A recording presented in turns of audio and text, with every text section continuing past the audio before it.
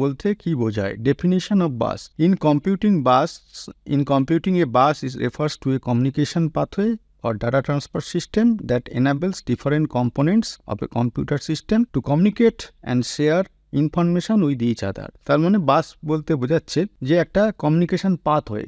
আমরা একজনের সঙ্গে আরেকজনের যোগাযোগ করি মোবাইলের মাধ্যমে, তাহলে মোবাইলের মাধ্যমে যোগাযোগ করছি, সেখান থেকে আমাদের মোবাইল থেকে নিয়ারেস্ট টাওয়ারে যাচ্ছে, সেখান থেকে যার সঙ্গে কথা বলছি সে যেখানে আছে সেই টাওয়ারে যাচ্ছে, সেই টাওয়ার থেকে যার সঙ্গে কথা বলছি তার মোবাইলে যাচ্ছে, এই একটা পাথওয়ে হলো। কিংবা ধরো আমরা ইলেকট্রিক লাইন, এখানে সুইচ দিলাম, ওখানে এক জায়গায় পাওয়ার জ্বললো, তাহলে এই যে সুইচ দিলাম, কারেন্টটা ফ্লো হলো, দিয়ে লাইটটা জ্বললো, এর একটা পাথওয়ে আছে ইলেকট্রিক তার।